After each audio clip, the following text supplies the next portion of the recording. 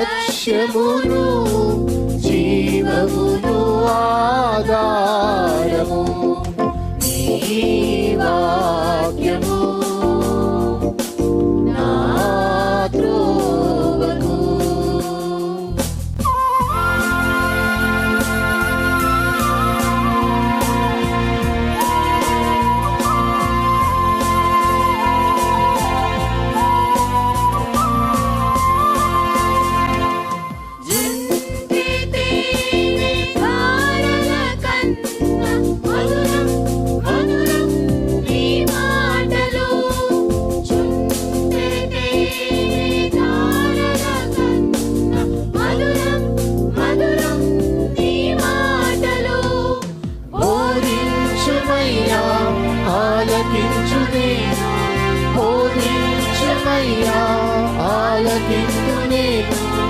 అనుసరింతునయ్యా ఆత్మశక్తితో, అనుసరింతునయ్యా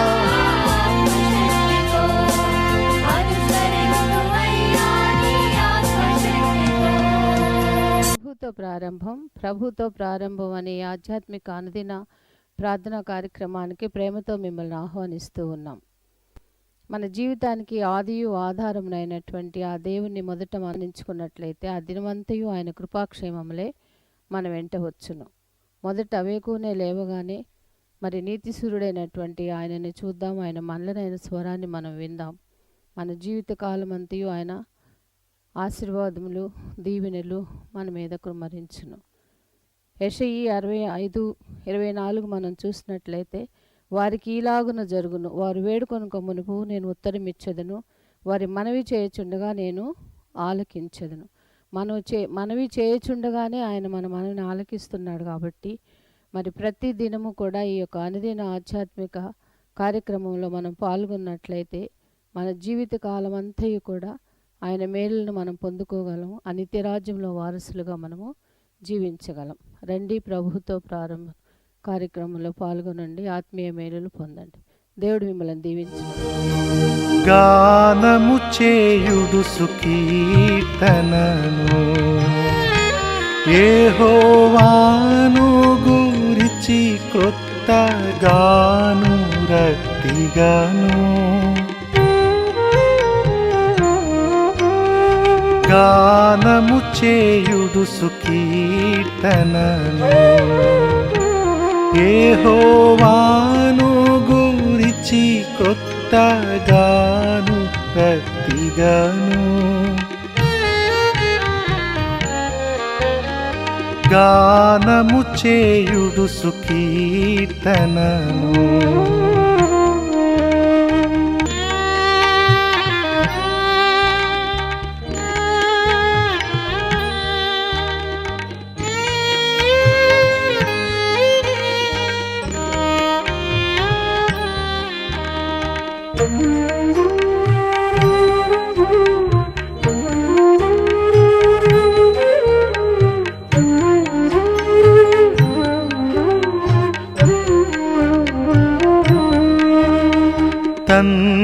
తన్నామమును తించి అతని,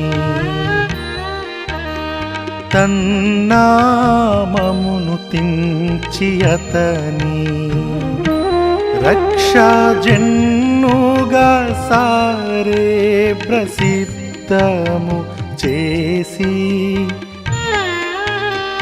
పన్నుగా నన్యులలో మహిమాయందున్నత చిత్రములను జాటండి. గానము చేయుడు సుకీర్తనను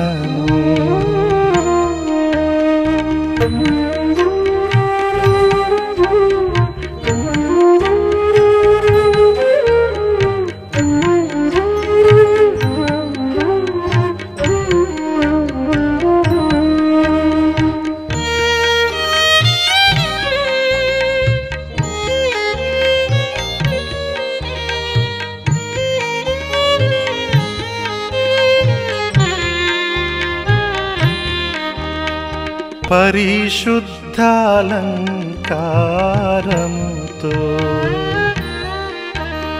పరిశుద్ధాలంకారముతో నా పరమాత్మారాధన పరులైయుండండి. ధరణి సకల జనులారా లోక గురుని ఎదుట భీతి గొనుచునుండండి. గానము చేయుడు సుకీర్తనము. క్రీస్తునందు ప్రియమైన దేవుని సంగమా, మరొక నూతన దినమును దేవుడు మనకు అనుగ్రహించాడు. ఈ ప్రభుతో ప్రారంభం అనే ఈ ఆధ్యాత్మిక కార్యక్రమాన్ని వరుస క్రమములో ధ్యానం చేస్తుండగా, ప్రతిదినము ఉదయాన్నే లేవగానే దేవుని వాక్యముతో మన దినచర్య ప్రారంభిస్తుండగా దేవుని ఆశీర్వాదాలు ఆశీస్సులు సదా మన వెంట నడుస్తున్నాయి. క్రమం తప్పకుండా దేవునితో మనం ప్రారంభిస్తున్న ఈ ప్రారంభ అనుభవాలు దినమంతయు దేవుడు మనతో ఉండగలిగే రీతిగా దేవుని కృపను మనము కోరుకుంటున్నాం, వేడుకుంటున్నాం. దేవుడు ఆర్తిగా కరుణించి మన పట్ల తన కృపను, తన క్షేమాన్ని మనకు అనుగ్రహింపచేస్తున్నాడు. రండి, మరొక నూతన దినం ప్రభుతో ప్రారంభిద్దాం. ప్రభుతో ప్రారంభం, అనుదిన ధ్యానం, ఆత్మకు క్షేమం. ప్రార్థన చేద్దాం. కృపగల దేవా, దయగల తండ్రి, మీ పాదములకు స్తోత్రము చెల్లిస్తున్నాం నాయన. నీ ఉచితమైన దయా సంకల్పాన్ని బట్టి మమ్మల్ని ప్రేమించి మీరు మాకు అనుగ్రహిస్తున్న ఆధ్యాత్మిక ఆశీర్వాదకరమైన ఆహారాన్ని బట్టి స్తుతులు చెల్లిస్తున్నా. అనుదినము నీ లేఖనాలు నీవు ధ్యానం చేస్తుండగా పాత నిబంధన కాలపు భక్తుల జీవిత విశేషాలు మేము జ్ఞానం చేస్తుండగా అనుసరించవలసిన వాటిని అనుసరిస్తూ, విడిచిపెట్టవలసిన వాటిని విడిచిపెడుతూ, మా ఆధ్యాత్మిక జీవితాన్ని క్రమపరుచుకుంటూ ముందుకు సాగుటకు మీ కృప అనుగ్రహించమని మా రక్షకుడైన యేసు నామమున అడిగి వేడుకొంచున్నాం తండ్రి. ఆమెన్. స్నేహితులారా, నేటి వరకు ఏర్పాటు చేయబడిన లేఖన భాగం రాజుల మొదటి గ్రంథము 7వ అధ్యాయము 1వ వచనం. సొలొమోను 13 సంవత్సరములు తన నగరును కట్టించుచుండి దానినంతటినీ ముగించెను. స్నేహితులారా, నిన్నటి దినము 6వ అధ్యాయము నేపథ్యంలో మనము ఐగుప్తు నుంచి వారు బయలుదేరి వచ్చిన ఆ కాలము, మరి ఆ కాల క్రమాన్ని, ఆ పట్టికను, మరి ఆ తర్వాత ఈ సొలొమోను ఈ దేవాలయాన్ని కట్టించిన అనుభవాన్ని మనము జ్ఞాపకం చేసుకున్నాం. 6వ అధ్యాయం చివరి మాటలు, మరి 7 సంవత్సరములు సొలొమోను దాన్ని కట్టించుచుండెను అనే మాట వ్రాయబడింది. అనగా దేవాలయం కట్టించడానికి దాదాపు 7 సంవత్సరాలు కాలము పట్టింది. మరి 7వ అధ్యాయం ప్రారంభంలోనే మరి ఆ ఆలయము కట్టించడానికి 7 సంవత్సరాలు పట్టిందని, అదే రీతిగా తన నగరుని కట్టించడానికి 13 సంవత్సరాలు పట్టిందని వ్రాసిన ఈ మాటను జ్ఞాపకం చేసుకుంటే, మరి 7 ఈ 13 దాదాపు 20 సంవత్సరాలు. 2వ దినవృత్తాంతముల గ్రంథము 8వ అధ్యాయం ఒకసారి చూద్దాం. 1వ వచనం. సొలొమోను యెహోవా మందిరమును తన నగరును కట్టించిన 20 సంవత్సరములు కాలము తీరిన తర్వాత హీరాము తనకిచ్చిన పట్టణములను సొలొమోను కట్టించి వాటిలో ఇశ్రాయేలును కాపురముంచెను. సో 20 years ఈ దేవాలయ నిర్మాణానికి, అదే రీతిగా తన రాజమందిర నిర్మాణానికి పట్టింది. ఇక్కడ విశేషం ఏంటంటే, దేవుని నివాసానికి 7 సంవత్సరాలు, తన నివాసానికి 13 సంవత్సరాలు, అనగా దాదాపు 2 రెట్లు సమయాన్ని తన నివాసం కొరకు వెచ్చించినట్లుగా మనము గమనించవచ్చు. సో కొంత విలాసంగా ఉండాలి కాబట్టి, ఆర్థికంగా కావాల్సినంత ఉంది కాబట్టి, అదే రీతిగా ఆయన రాజా దర్బారును పటిష్టపరచుకోవడానికి కొన్ని ఏర్పాట్లు చేసుకోవాల్సి వచ్చింది. కాబట్టి మరి అంత సమయం పట్టి ఉండవచ్చు, కానీ అందులో కొంత విశేషం ఏమీ లేదు. కానీ అక్కడ రాయబడ్డ మరొక మాట ఏంటంటే 8వ వచనంలో, లోపలి ఆవరణలో తన నివాసపు ఇంటిని ఆ విధముగానే కట్టించెను, మరియు సొలొమోను తాను వివాహమైన ఫరో కుమార్తెకు ఈ మంటపం వంటి ఒక నగరును కట్టించారు. ఫరో కుమార్తెకు ఈ మంటపం వంటి ఒక నగరును కట్టించారు. దాని వివరణ 12వ వచనంలో ఏమన్నంటే, ఒక వరుస దేవదారు దూలములు కలవు, యెహోవా మందిరములోని ఆవరణము కట్టబడిన రీతిని, యెహోవా మందిరంలోని ఆవరణము కట్టబడిన రీతిని ఈ మందిరపు మంటపములు కట్టబడను. అనగా దేవుని మందిరము ఎలా కట్టాడో దాని పోలికలోని రాజమందిరాన్ని, అందులో కూడా ఫరో కుమార్తె నివాస మందిరాన్ని కట్టించాడు. దేవుని మందిర పోలికలోని విషయం మీకు బహుశా అర్థమై ఉండవచ్చు. సో ఈ ఫరో కుమార్తె ఎక్కడి నుంచి వచ్చింది అంటే, మన అంతకుముందు 3వ అధ్యాయంలో దేవుడు దర్శనమిచ్చి నీకు ఏమి కావాలని అని అడగక మునిపే 3వ అధ్యాయం ప్రారంభంలో, తర్వాత రాజు సొలొమోను ఐగుప్తు రాజైన ఫరో కుమార్తెను పెళ్లి చేసుకుని అతనికి అల్లుడాయను. తన నగరును, యెహోవా మందిరమును, యెరూషలేము చుట్టూ ప్రాకారమును కట్టించట ముగించిన తర్వాత, అనగా అప్పటికి ఇంకా కట్టించలేదు, దేవుడు అతనికి దర్శనం ఇవ్వలేదు, కానీ ఈ భాగం ముందుగానే రాయబడింది. బహుశా ఈ రచయితకు ముందుగా తెలుసు కాబట్టి, ఇవన్నీ జరిగిన తర్వాత ఈ గ్రంథ రచయిత రాశాడు కాబట్టి ఈ వాక్య భాగాన్ని ముందు రాస్తూ ఆయన ఏమన్నంటే, తన నగరును, యెహోవా మందిరమును, యెరూషలేము చుట్టూ ప్రాకారము కట్టించడం ముగించిన తర్వాత ఫరో కుమార్తెను దావీదుపురమునకు రప్పించాను. వివాహం చేసుకున్నాడు ఫరో కుమార్తెను. ఈ మందిరము అనగా మందిరాన్ని, విలాసమైన రాజమందిరాన్ని నిర్మించిన తర్వాత ఫరో కుమార్తెను తీసుకుని వచ్చాడు. మరి ఆ మందిరము దేవుని మందిరాన్ని పోలికగా అనగా ఆ మందిరము యెహోవా మందిరములో ఆవరణము కట్టబడిన రీతిగానే ఈ మందిరం కూడా కట్టబడింది. ఒకసారి ఆలోచించండి, సొలొమోను ఒకవైపు దేవుని కొనియాడుతూనే, దేవుని కార్యం జరిగిస్తూనే, భౌతికంగా తన కార్యక్రమాన్ని కూడా అనగా దైవ వ్యతిరేకమైన కార్యక్రమాలు కూడా జరిగిస్తున్నాడు. దైవ వ్యతిరేకమైన కార్యక్రమాలు అని చెప్పడానికి ఒక కారణం, ఒకసారి ద్వితీయోపదేశకాండానికి వెళ్దాం. ద్వితీయోపదేశకాండం 17వ అధ్యాయం.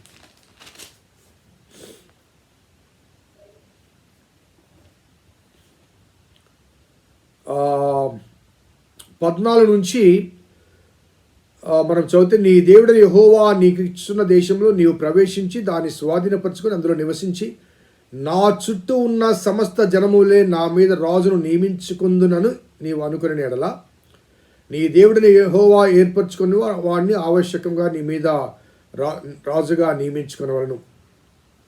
నీ సహోదరులోనే ఒకరిని నీ మీద రాజుగా నియమించుకునవలను. నీ సహోదరుడు కాని అన్యుని నీ మీద రాజుగా నియమించుకోకూడదు. అతడు గుర్రములను విస్తారముగా సంపాదించుకొనవలదు. తాను గుర్రములను హెచ్చుగా సంపాదించుకుంటగాను జనులను ఐగుప్తునకు తిరిగి వెళ్ళనీయకూడదు. ఎలయనగా యెహోవా ఇక మీదట మీరు ఈ త్రోవను వెళ్ళకూడదని మీతో చెప్పాను. ఏమని చెప్పాడండి? తిరిగి మీరు ఐగుప్తునకు వెళ్ళకూడదు, తిరిగి ఈ త్రోవను వెనక్కి రాకూడదు. అది మీ దాస్యంలోంచి మిమ్మల్ని దేవుడు బయటికి తీసుకొచ్చిన ప్రదేశం. ఐగుప్తు అనగా దాస్యానికి సాదృశ్యం. అక్కడ 400 సంవత్సరాల పైగా దాస్యంలో ఉన్నారు. అటువంటి ఐగుప్తులోంచి దేవుడు మిమ్మల్ని ప్రేమించి, విడిపించి, నడిపించి ఒక స్వాస్యాన్ని అనుగ్రహించాడు. తిరిగి వెనక్కి వెళ్ళొద్దు అన్నాడు. అంత మాత్రమే కాకుండా ఆ తర్వాత 17వ వచనంలో తన హృదయమును తొలగిపోకుండానట్లు అతడు అనేక స్త్రీలను వివాహము చేసుకొనకూడదు, వెండి బంగారములను తన కొరకు బహుగా విస్తరించుకొనకూడదు. చాలా స్పష్టంగా చెప్పబడ్డ మాట. ఐగుప్తునకు వెళ్ళకూడదు, అనేక మంది భార్యలను చేసుకొనకూడదు, అలాగే తన కొరకు వెండి బంగారములను విస్తారముగా సమకూర్చుకొనకూడదు. ఆస్తిని అనగా ఆస్తి మీద మమకారము కానీ, అదే రీతిగా స్త్రీ వ్యామోహము కానీ, అదే రీతిగా గుర్రములు అనేవి యుద్ధానికి సాదృశ్యం, అనగా పోరాటం, యుద్ధాలు చేయడం. ఎందుకంటే సొలొమోను శాంతి స్థాపకుడిగా అతని రాజ్యములో అతని కాలములో ప్రజలు సుఖ సౌఖ్యాలతో శాంతి స్తమాలతో ఉండాలి అన్నది దేవుని సంకల్పం. అందుకనే దావీదు కాలంలో యుద్ధాలు జరిగాయి, దావీదు చేతులు రక్తంతో తడిచాయి. అందుకే దావీదును దేవుడు మందిర నిర్మాణానికి నిరోధించాడు. మరి సొలొమోను చేసిన పని ఒక్కసారి ఆలోచించండి. దేవుని దర్శనానికి ముందుగానే ఫరో కుమార్తెను పెళ్లి చేసుకున్నాడు, అనగా ఐగుప్తునికి వెళ్ళాడు. ఐగుప్తునికి వెళ్ళి ఫరో కుమార్తెను వివాహం చేసుకున్నాడు, అనగా ఐగుప్తుకు వెళ్ళకూడదని శాసించినప్పటికీ కూడా ఐగుప్తునికి వెళ్ళాడు. ఐగుప్తు రాజు కుమార్తెను చేసుకున్నాడు. అలాగే విస్తారమైన సంపద, మరి సొలొమోనుకున్న సంపద లెక్కించ వీలులేనంత సంపద. అలాగే అనేక మందిని వివాహం చేసుకునకూడదు. ఆ తర్వాత రెఫరెన్సెస్తో మనం గమనించవచ్చు, 1000 మంది వారిలో ఈ ఐగుప్తులో నుంచి తీసుకొచ్చిన ఫరో కుమార్తె. ఆమెను తీసుకుని వచ్చడం మాత్రమే కాకుండా ఆమె కొరకు మందిరాన్ని నిర్మించాడు. ఆ మందిరం కూడా యెహోవా మందిరంలోని ఆవరణాన్ని పోలినది. సో తాను మరి ఐగుప్తు రాజైన ఫరో కుమార్తెకు వశపరుచుకున్నాడు అని భావించడానికి అవకాశం. అనగా he was under the influence of the women, particularly the daughter of Pharaoh. మన జీవితాల్లో కూడా ఒకసారి మనము జ్ఞాపకం చేసుకున్నట్లయితే ఐగుప్తు అనేది దాస్యానికి సాదృశ్యం. అదే రీతిగా మన విశ్వాస జీవిత పోలికలో లేకపోతే ప్రయాణంలో మన పాత జీవితం, పాపపు జీవితం, రోత జీవితం, అందులోంచి మనము దేవుని ఆశ్చర్య క్రియలను బట్టి విడిపించబడ్డాం. ఆనాడు ఐగుప్తులోంచి వారు ఏ రీతిగా ఆ దాస్యం నుంచి విడిపించబడ్డారో మనము కూడా పాపపు దాస్యం నుంచి విడిపించబడ్డాం. స్వేచ్ఛ స్వతంత్రత లేని జీవిత అనుభవాల మధ్య, సామాజిక కట్టుబాట్ల చేత పట్టబడి మరి బాధించబడి పీడించబడుతున్న అనుభవాల మధ్య దేవుడు విడిపించి నడిపించాడు. విడిపించింది ఆయనే, నడిపించింది ఆయనే. మరి మన జీవితాల్లో కనాను లాంటి స్వేచ్ఛ స్వతంత్రత కలిగిన జీవితాన్ని అనుగ్రహించింది ఆయనే. మన పితరుల లాంటి కాలం లాంటి ఆ కట్టుబాట్ల నడుమ క్రీస్తును వెంబడించిన విశ్వాసులమైన మన జీవితాల్లో ఈ స్వేచ్ఛ ఉంది. ఇంకా కొంతమంది మన ప్రియులు, మన బంధువర్గము మరి అదే స్థితిలో ఉండవచ్చు. ఎందుకంటే వారు ఇంకా క్రీస్తుని ఎరిగి వెంబడించిన వారు కాదు. కానీ క్రీస్తును వెంబడించిన తర్వాత ఆయన చేత ఆ దాస్యంలోంచి, పాపపు దాస్యంలోంచి విడిపించబడిన తర్వాత దేవుడు మన జీవితాన్ని ఎంతగా అభివృద్ధిలోకి తీసుకుని వచ్చాడు, ఎంతగా ఉన్నతమైన స్థాయికి తీసుకుని వచ్చాడో ఒకసారి మనం ఆలోచించాలి. సో అటువంటి విడిపించబడి నడిపించబడిన తర్వాత తిరిగి ఆ విడిచిపెట్టిన ఆ పాపంలోనికి, ఏ దాస్యంలోంచి, ఏ అపవాది కుతంత్రాల నుంచి మనం విడిపించబడ్డాము అందులోనికి తిరిగి వెనక్కి వెళ్ళడం అనేది దేవుని హృదయాన్ని, దేవుని మనసును ఎంతగా ఆయాస పెడుతుందో, దుఃఖ పెడుతుందో ఒకసారి మనము ఆలోచన చేసుకోవాలి. We are delivered, we are redeemed. మనము విడిపించబడి నడిపించబడ్డామండి. మరలా ఆ పాపదాస్యపు అనుభవాలు. ఈనాడు క్రైస్తవేతర ప్రపంచం మనలో ఒక మార్పును చూస్తుంది, మారిన మనిషిని చూస్తుంది. మనము తప్పు చేస్తే క్రైస్తవేతర ప్రపంచం ఊరకుండదు, వీడు దేవుని నమ్మిన బిడ్డ అండి, వీడు తప్పు చేయడం ఏంటి అంటూ ఒకవేళ దేవుని బిడ్డలు తప్పు చేసి పట్టుబడితే ఏ నేరమైనప్పటికీ కూడా వేలెత్తి చూపిస్తుంది మనల్ని కాదు, మనము నమ్మి వెంబడించిన మన దేవుణ్ణి. అనగా దేవుని బిడ్డలమని మనం చెప్పగానే మనము తప్పు చేయము అనే భావన సమాజానికి ఉంది, కానీ ఆ భావన మనకుందా ఒకసారి ఆలోచించాలి. తప్పు చేయము అనే కాదు, తప్పు చేయకూడదు. సొలొమన్ ఒకవైపు దేవుని పని కార్యాన్ని జరిగిస్తూనే కొద్ది కొద్దిగా దేవునికి వ్యతిరేకమైన ప్రభావంలోనికి కూరుకొని పోతున్నాడు. దాని యొక్క ప్రభావం ఏంటో తర్వాత దినాల్లో మనం ధ్యానం చేద్దాం. ఎంతగా అతను మరి ఆధ్యాత్మికంగా దేవునికి దూరం అయిపోయాడో, దేవుని ఆయాస పెట్టాడో, దేవుని దుఃఖపరిచాడో తర్వాత దినాల్లో మనం ధ్యానం చేద్దాం. కానీ దిస్ ఇస్ ద బిగినింగ్. ఒకవైపు దేవుని దర్శనాన్ని, దేవుని కార్యాన్ని జరిగిస్తూనే మరొక వైపు దేవునికి ఆయాసకరమైన రీతిగా ఐగుప్తు వెళ్ళకూడదంటే ఐగుప్తుకు వెళ్ళాడు. అనేక మంది స్త్రీలను మరి వివాహం చేసుకొనకూడదంటే ఆ ఐగుప్తులోంచి కుమార్తెను తెచ్చుకున్నాడు, ఫరో కుమార్తెను తెచ్చుకున్నాడు. అంత మాత్రమే కాకుండా దేవుని మందిరాన్ని నిర్మిస్తూ ఆ దేవుని మందిరానికి 7 సంవత్సరాలు పడితే తన నివాసానికి 13 సంవత్సరాలు పట్టింది. ఆ 13 సంవత్సరాల్లో మరి ఈ ఫరో కుమార్తెకు ఒక ప్రత్యేకమైన ప్యాలెస్, అది కూడా దేవుని మందిర పోలిక చొప్పున. ఎలా అపవాది శోధిస్తుందో ఒక్కసారి ఆలోచించండి. ఎలా అపవాది మనల్ని మరి దిగజారుస్తుందో ఒకసారి ఆలోచించండి. కొద్దిగా దేవునికి దూరంగా ఉన్నప్పుడు అపవాది మన జోలికి రాదండి. ఎప్పుడైతే దేవునికి సమీపంగా ఉంటామో, దేవునికి ఒక్కొక్క అడుగు చేరువుగా ఉంటామో, అప్పుడు సాతాను మన మీద కాన్సన్ట్రేట్ చేస్తుంది. ఆ సమయంలోనే చాలా జాగ్రత్తగా ఉండాలి. సో మనం లోకానుసారంగా జీవిస్తున్నప్పుడు ఈ అపవాది మన జోలికి రానే రాదు, ఎందుకంటే మనతో పని లేదు, ఎందుకంటే వీఆర్ ఆల్రెడీ సరెండర్డ్. కానీ ఈ సృష్టికర్తని వెంబడిస్తున్నప్పుడు అపవాది చేతులుంచి మనము జారిపోతున్నామన్న వాస్తవాన్ని గుర్తిరిగి మన మీద తన దృష్టిని కేంద్రీకృతం చేస్తుంది. ఒకసారి అకస్మాత్తుగా కాకుండా అంచెలంచెలుగా ఒక్కొక్కటి ఆ రీతిగా క్రమముగా దిగజారిపోయే అవకాశాలు, అనుభవాలు కలుగుతాయి.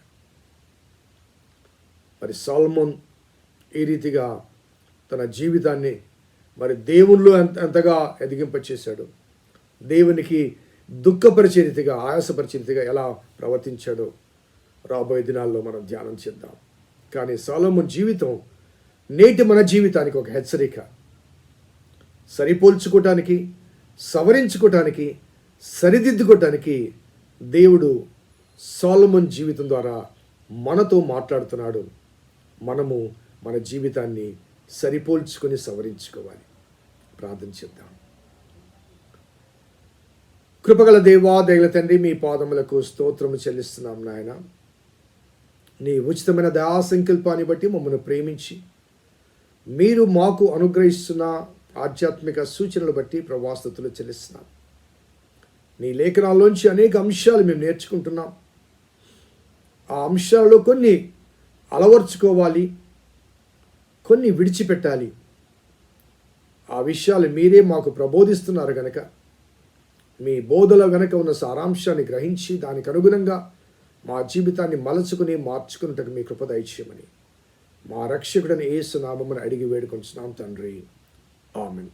తండ్రి, కుమార, పరిశుద్ధాత్మ త్రియేక దేవుని దీవెన ఈ వాక్యం విన్న బిడ్డలకు, వాక్యాభిలాషులకు సదా తోడైండును గాక. ఆమేన్. God bless you. దేవుడు దీవించును గాక.